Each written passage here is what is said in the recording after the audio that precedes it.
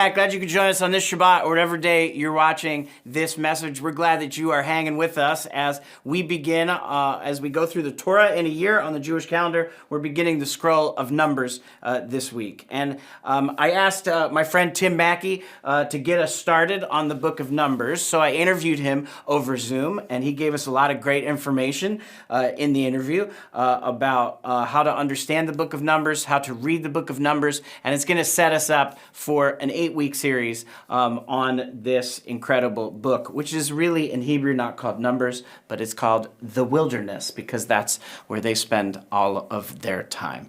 I present to you an interview that I was really honored to do with Tim Mackie from the Bible Project. Hey guys, we are starting our series on the book of Numbers, the scroll of Numbers, as we go through the Torah through the year on the Jewish calendar. And I'm excited for this first message in the book of Bamidbar to have Tim Mackie from the Bible Project with us, who, years ago I heard Tim do a whole 8-hour class on the book of John, and my feeling was, why is this Gentile better at teaching our stuff than we are? So we're gonna talk a little bit about Tim and where he comes from, and then get into the book of Numbers to start this series. So welcome, Tim. Thanks for hanging with us. Yeah, Matt. Yes. Yeah. Hey, happy to talk. It Yeah, was good to see you again. We were yeah. just catching up and realizing it was like a Sabbath year cycle ago, seven Right. years ago. That we When we last hung out. first met. Yes. So our lives have done like a complete changeover. Yeah. My first question is, how did Jewish context, like what got you excited about Hebrew and Jewish context, and Hmm. where did that begin for you? Not being Uh, Jewish and yeah. yeah. Yeah. It began in college, and I had a I didn't plan on going to college. Um, and one of the professors there, who I was tasked in a ministry that I was a part of to teach a junior high Bible study.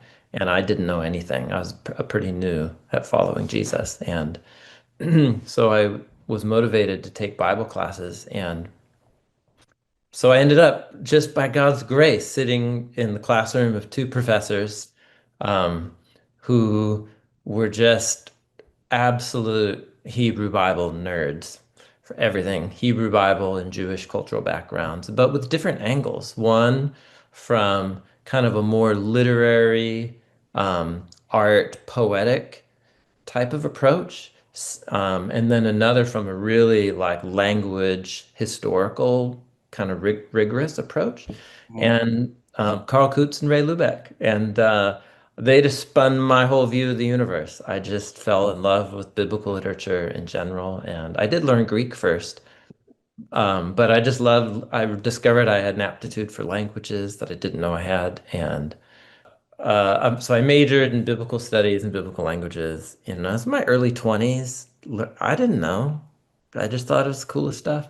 I ended up going to seminary, and the questions, as I really began to dive into the history of the Hebrew Bible, the formation of the Old and New Testaments as a collection, the manuscript history. I got really into the canon formation and manuscript history, and I just had all these questions stacking up.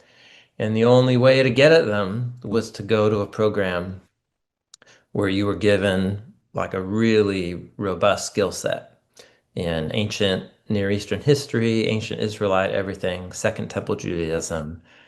And that program was, I found my way to University of Madison, Wisconsin in the Jewish Studies department. It was incredible.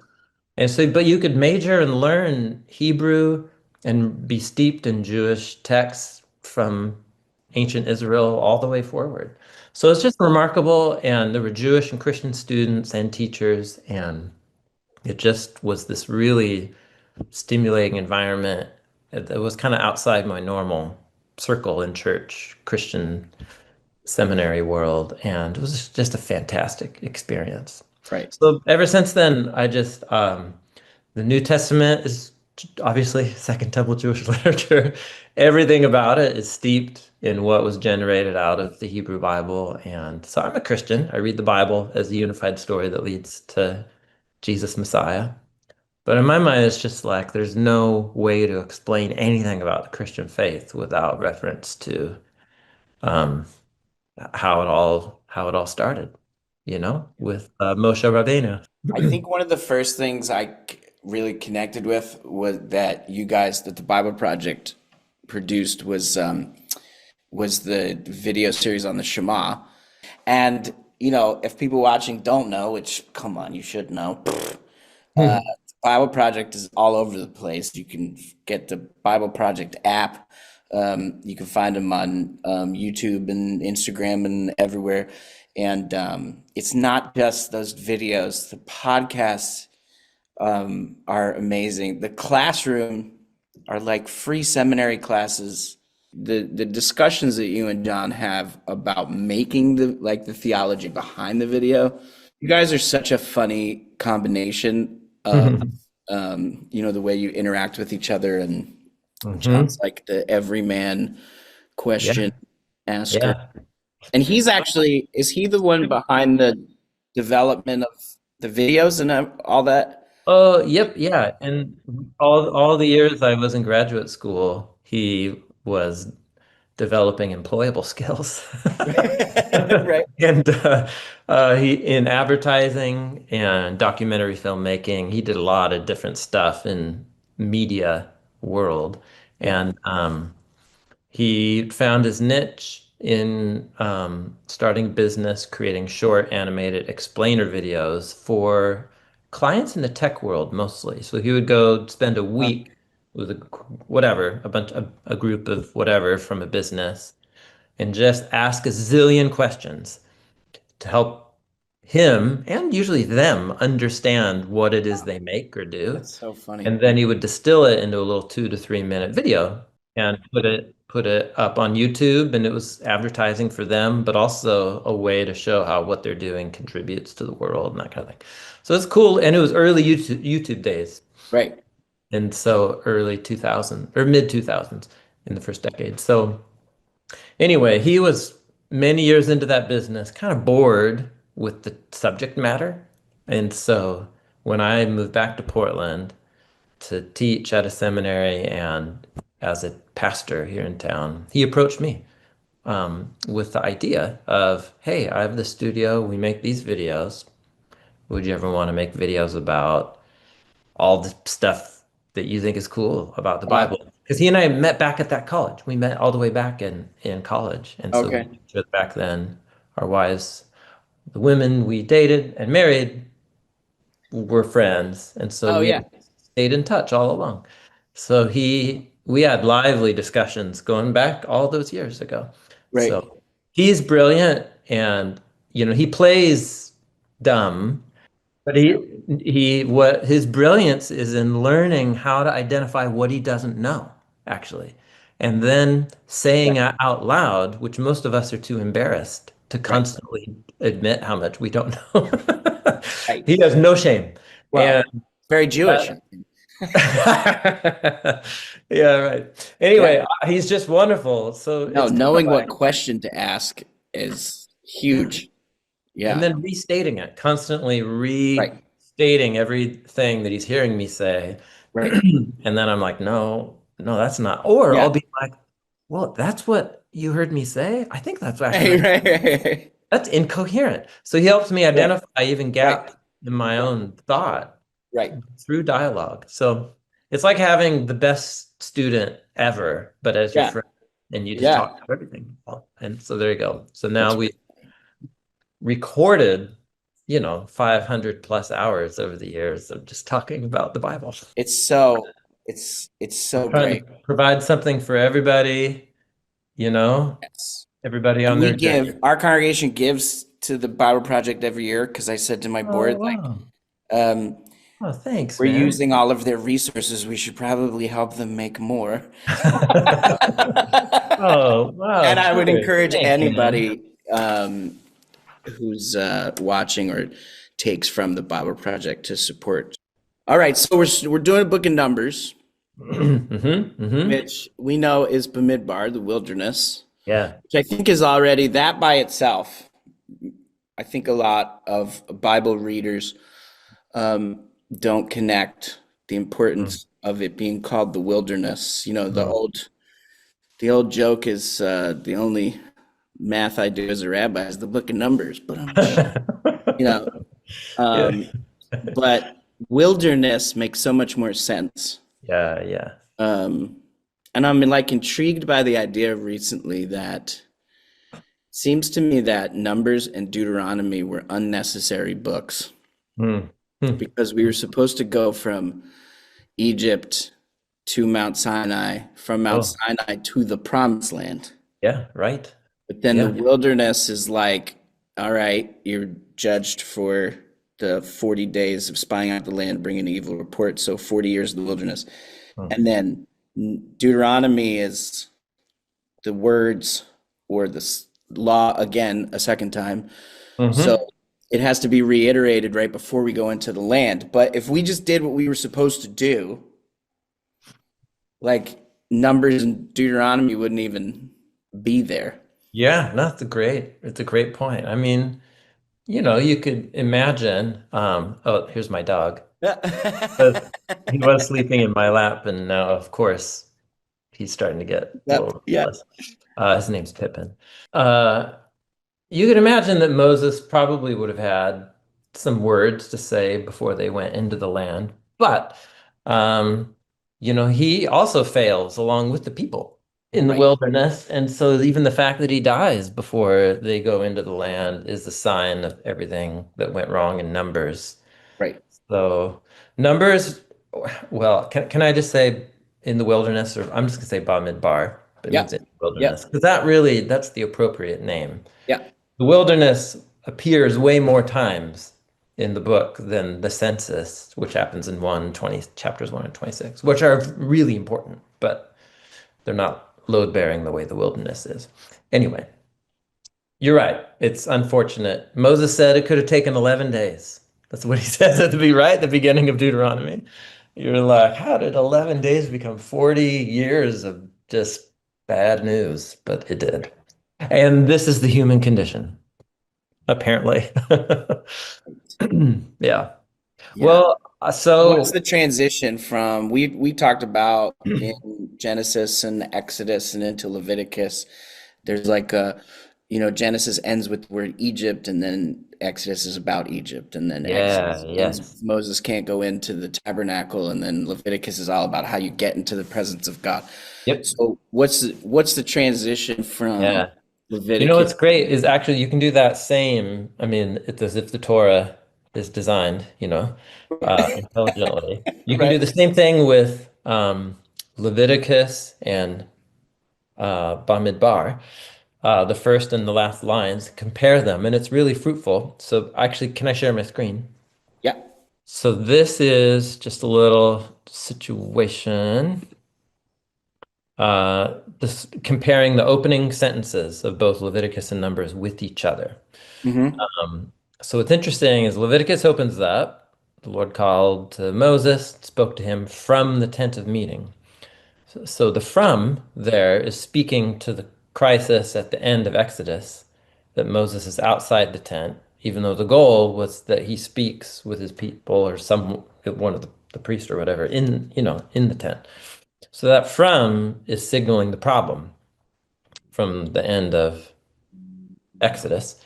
And that from, if you look at the opening line of Numbers, chapter 1, then the Lord spoke to Moses in the wilderness of Sinai in the tent of meeting. So we went from outside to inside. Mm-hmm. That's a net gain Mm-hmm. in terms of like the story shape. So even Right. just the from to in has a whole theology underneath it about God's desire Mm. to restore his people back to his Eden presence, which is, symbolically depicted with all of the Eden imagery that the tent represents. So that's Right. shift from one to another. What's interesting also is comparing the last sentences of the Leviticus and Numbers scrolls. So Leviticus ends with saying, "These are the commandments which the Lord commanded Moses for the sons of Israel at Mount Sinai." So Leviticus is entirely focused on the year, the calendar year that Israel's camped out at Mount Sinai. So it's really locating everything about the sacrifices and offerings in Leviticus 1 to 7, everything related to purity in Mhm. Leviticus 11 through 16, culminating in the Day of Atonement, and then everything about the purity and holiness of the people in Leviticus 17 to 27. All that's like Mount Sinai focused. So what's interesting is if you compare it to the last sentence of Numbers, you have a very similar echo. These are the commandments and the ordinances which the Lord commanded to the sons of Israel. But all of Numbers is situated in the plains of Moab by the Jordan opposite Jericho. So I was signaled to the significance of this from Hebrew Bible scholar Dennis Olson, which is on an outstanding book all about the literary design of numbers. Come on, that's a Yeah. book you want to read. Yeah. But he summarizes it this way. He says it's only in Numbers 1, chapter 1, verse 1, that we read of laws and events in the wilderness of Sinai, not the mountain of Sinai. So at the beginning of Numbers, the elevated, stationary site of God's revelation on the mountain has been transferred in a decisive transition to the movable site of revelation in the midst of the people in the wilderness.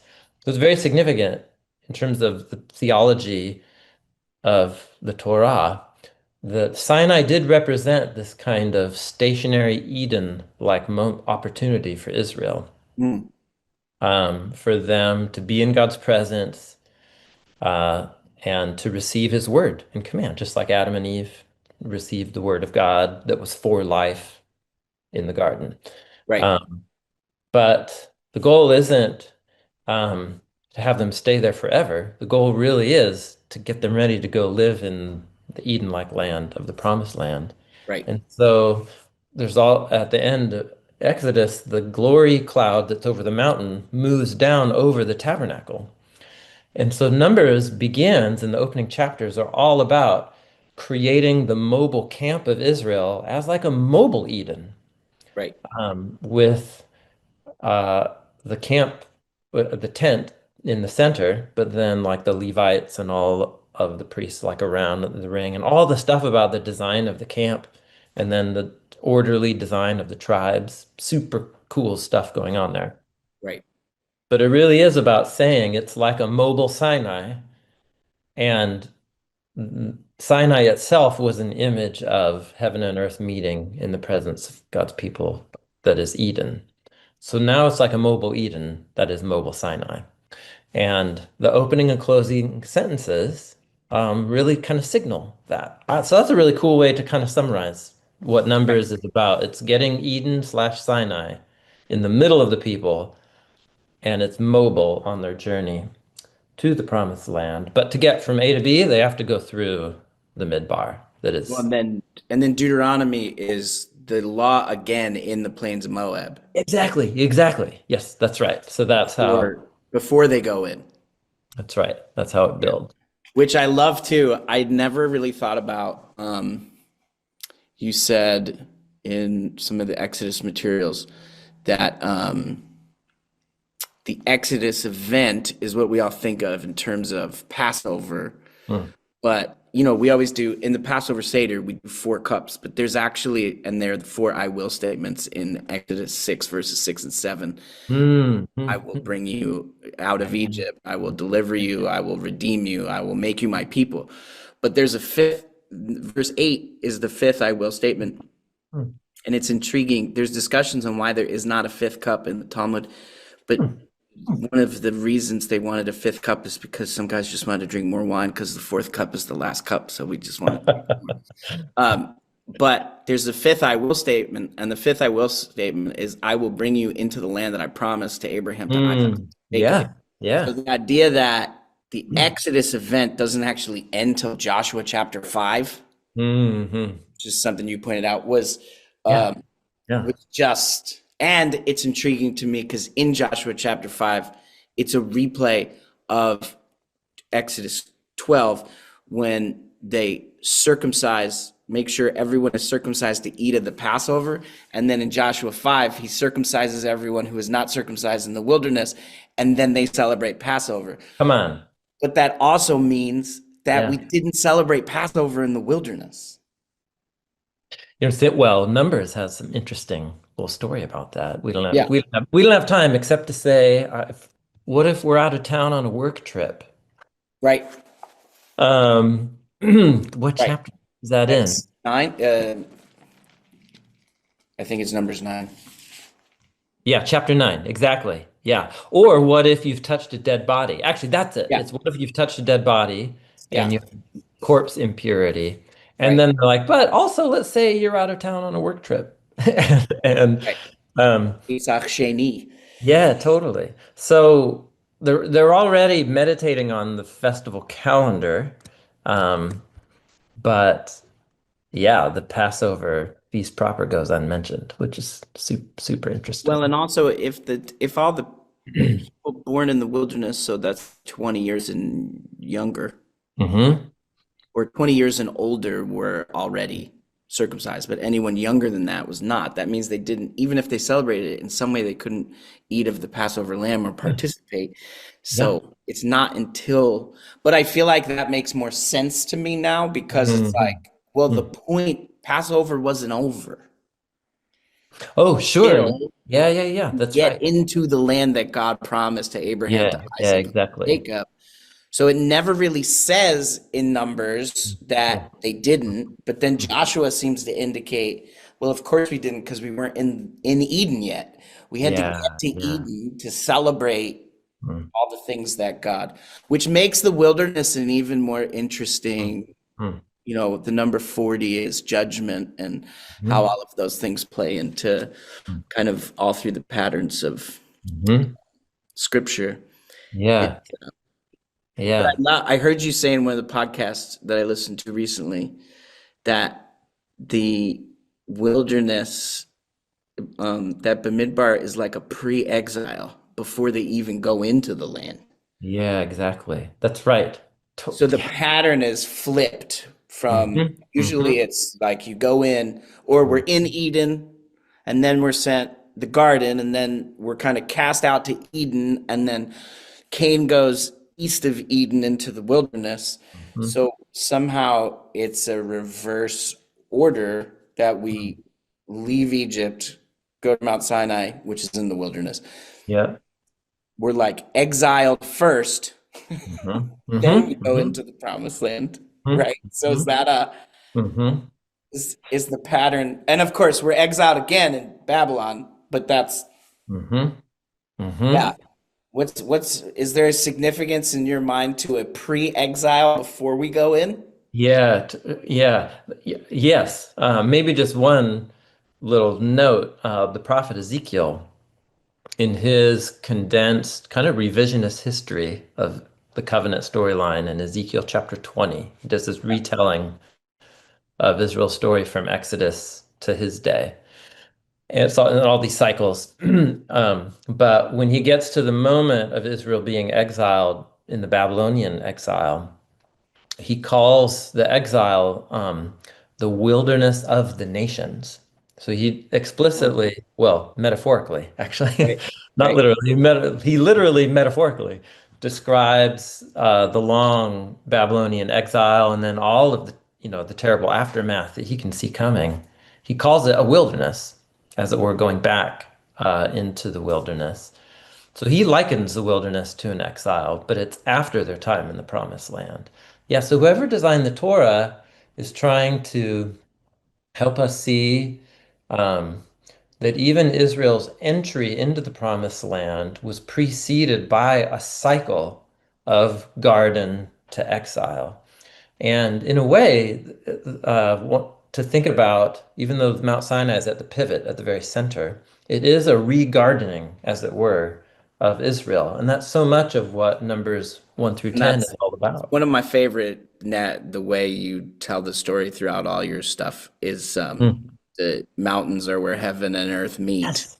Yes. So 100%. Eden's on 100%. top of a mountain, the temple's on top of a mountain, Sinai's obviously on a mountain. Yeah. Yeah. So yeah, so Mount Sinai is Eden Hmm. as the Hmm. top of a mountain where Hmm. heaven and earth meet Yeah. together. I actually took Yeah. that when you did the Jonah class, which is like my favorite class, and then I did a 13 Mhm. part series on Mhm. Jonah, which was everybody was like 13 sermons on Jonah. I was like, oh my gosh, I should have done like 18, but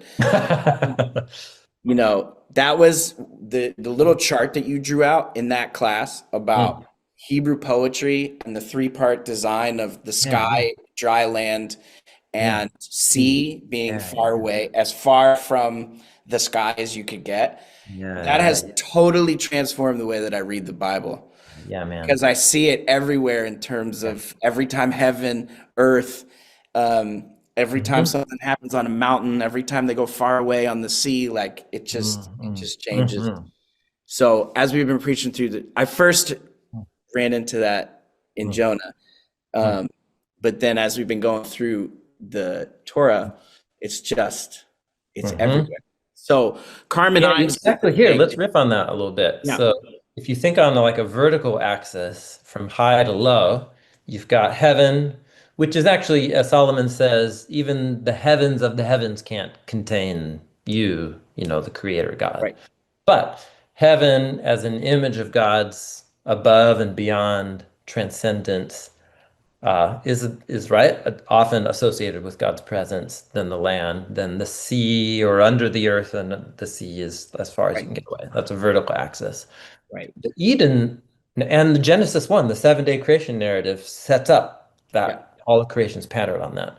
right. The Eden story that begins in Genesis 2, verse 4, works on a horizontal axis where you Mm, have the wilderness, which is how it begins, but then God plants a garden in the wilderness, excuse me, in a region called Eden. right. God plants a garden, and then in the middle of the garden is the tree of life. So it's working on this concentric circle axis. Right. And on that axis, in the middle is the garden where God is. And then the furthest away from the garden then is the wilderness. Mm, So Numbers is actually working more on, if the Sinai narrative is working on that vertical axis, wow. the Numbers is mostly operated on the Eden model of inside versus furthest outside. And so only Moses and Aaron can go inside the Eden space. Right. There's so many scenes in Numbers where they're gathering the people right at the door. Right. And all of these intense tests and trials happen there at the door. Right. Then it's precisely as God's trying to give them manna, like Eden bread in the wilderness, that there's all these tests of trust.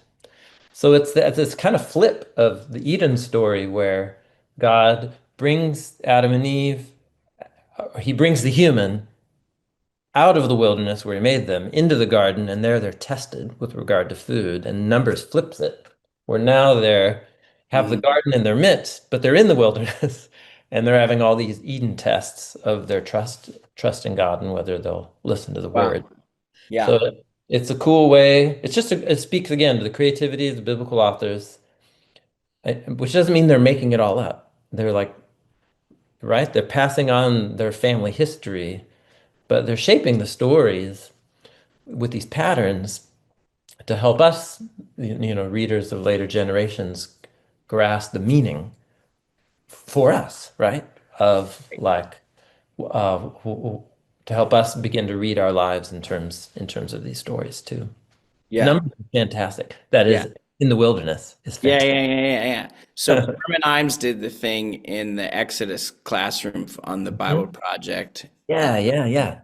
where she laid out this Hmm.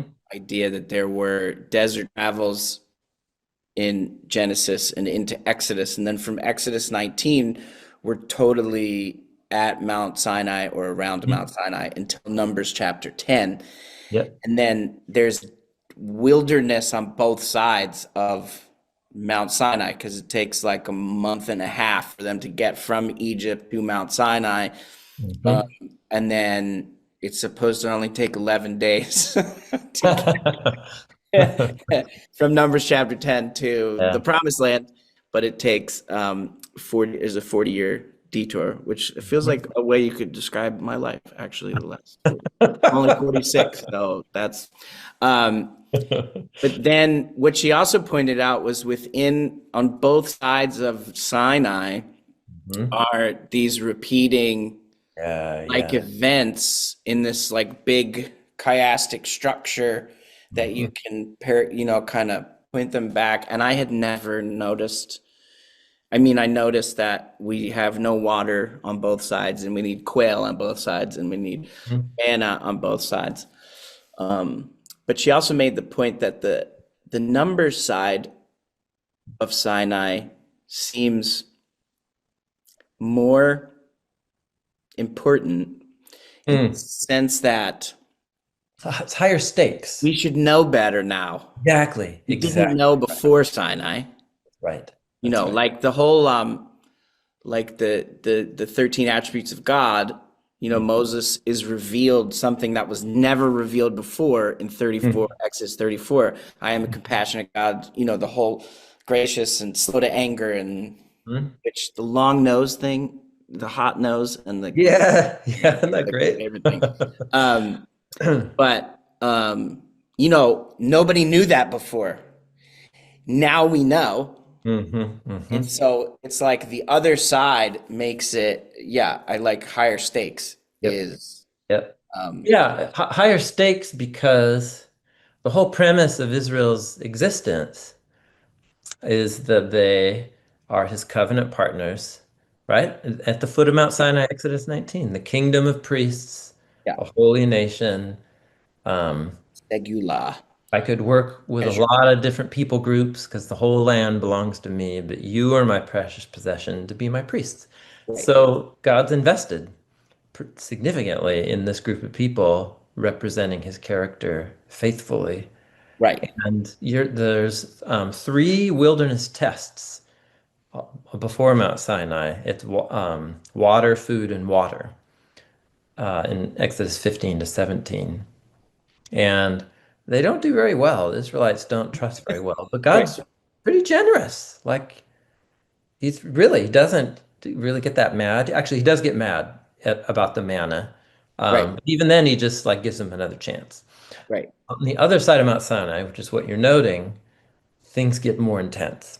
And God's responses to his people's unfaithfulness match their increasing culpability, their increasing responsibility. Right. Um, so that's totally, totally right. Numbers contains some of the most intense depictions of God's anger that results in coercion or sometimes divine violence against his own people. And that's a issue, that um, especially Christian readers who are trying to integrate this portrait of God with the portrait that, Jesus offers of his heavenly Father. And so there's generative tension between those that you got to work out. I don't think it's a contradiction, but I think it is a generative tension. What's also cool, this if the chart was still up there, here's the three um, tests before Mount Sinai. In Numbers 11 through, actually here, I'll just share real quick here. Okay. In Numbers 11 through 21, there are, right, Oh yeah, these are the how many rebellions? yeah, it just turns out that there's Seven. seven. Yeah, of course there's seven. Yes. And they're arranged if you track the unique vocabulary of each story, they're arranged symmetrically. Mm. So the short one here about the people complaining and fire comes and eats the edges of the camp. Hmm. That's the first one. The seventh one is the people grumble and fiery snakes, which doesn't mean snakes on fire, but it means, Yes, that's the bronze snake. That's my yeah, favorite. they're called the burning ones. Yeah, we talked about it in people at There you go. restaurants. But it's because their bites make you feel like your leg's on fire or whatever, your ankle. Yeah, which is also the name for the seraphim. The seraphim, Come exactly on, right. it's so cool. Okay. And in both of them, Moses intercedes, Yeah, but they're both pretty short stories. The next stories inside are about the people desiring meat, and Moses complains. He doesn't want to be the people's leader. He accuses God of being unjust for making him the leader. God provides manna and quail, and then shares the spirit of Moses with the 72 elders. That matches the people's complaint for water, and Moses has his leadership failure at the rock. So it's so interesting that these two stories all focus on Moses's leadership and how he doesn't want the role, right, and then he, fails. It's interesting. Inside of that are two sibling rivalry stories. Miriam and Aaron rebel and accuse God of playing favorites, which matches the Korah's rebellion against Aaron. right. So it's very interesting about sister and brother against brother, and then brother against brothers in terms of Levites against Levites. And then in the center is the longest one, which is the 12 spies. And so what's so interesting is in this one, Numbers 13, what God says at a moment in the story is, why did I bring these people out of Egypt? I should just get rid of them. Why don't you trust me? Why have you tested me these 10 times? Mm, And you're like, and you're like, oh, we've been counting. right, And if you've been counting just in numbers, you're like, there's four. If you add the three before Mount Sinai, you get seven. right, But it's the story in the center. God is speaking as if he's aware of both past, present, and future tests, because total, the three in Exodus and the seven in Numbers are 10. So right. it's a cool kind of little literary move, the author's winking at you, but it also is speaking to God's awareness that this is a failed road trip from the story. And he still commits to making the road trip anyway, which is truly remarkable. Yeah. So all kinds of little treasures like that in Bamidbar. So my frustration as a Jewish believer in Jesus is so much of the early church fathers and Christian theology turns sort of, I feel like the narrative is Israel was rebellious and never did anything right. Hmm. So God had to start a new covenant with the church in Acts chapter 2, which of course they miss is on Shavuot, which we are currently counting 50 days from Passover to Shavuot right now. Oh, yeah, we are. And instead of being able to say, the thing that's so interesting to me is even if you line up the church as the new people of God that replaces the Jewish people, I mean, the church hasn't been better. No, no, no. But to me, the continuity of the Yeah, story is people are terrible at doing the things we commit to do. yeah. And thankfully, God, the covenants that God makes with his people Mm. are it's his faithfulness that matters, not us. Like Yeah. we say every year at Yom Kippur, and our prayers for the Day of Atonement is we thank God for being faithful, and we repent for being faithless. That's our, Yeah. that's Yeah. a 100%. continuous. Yeah. Yeah, it's at the rebellion of the spies, which is at the center of the seven in Numbers. Yeah. And then at the golden calf in Exodus, where God is described in the famous character of God, Right. of Yahweh, excuse me, sorry. Hashem, Hashem. Yeah. Yeah. Gracious and compassionate, overabounding in loyal love and faithfulness. Yeah. And slow to anger. And so these character traits, they really are true, but they speak to the balance also, that God is eternally committed to working in and through his human images of God, but he's also going to love them by holding them accountable. Us, holding us accountable. Yeah. And man, if there is a righteous intercessor who's both like Moses, but then won't fail, like Moses did, but does what Moses did on his best day, man, if you got like someone like that around, I think the story could actually work. And that is 100% why the gospel authors portray Jesus as having his wilderness testing as the first thing after his baptism. And it's his qualification to be the Moses plus.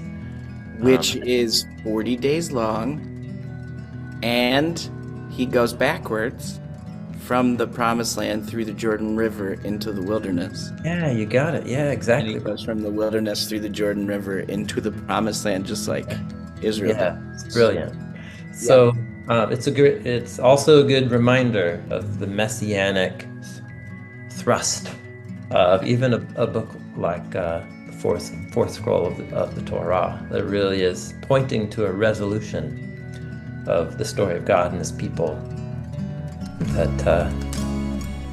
Right, we're waiting for an intercessor that can actually do the job. Yeah, not just intercede for us, but actually intercede for us by doing it. Yeah, doing it ahead of us. So, man, so many treasures in Bamidbar. I'm excited for you and your kids. Yeah, thanks for helping us get started.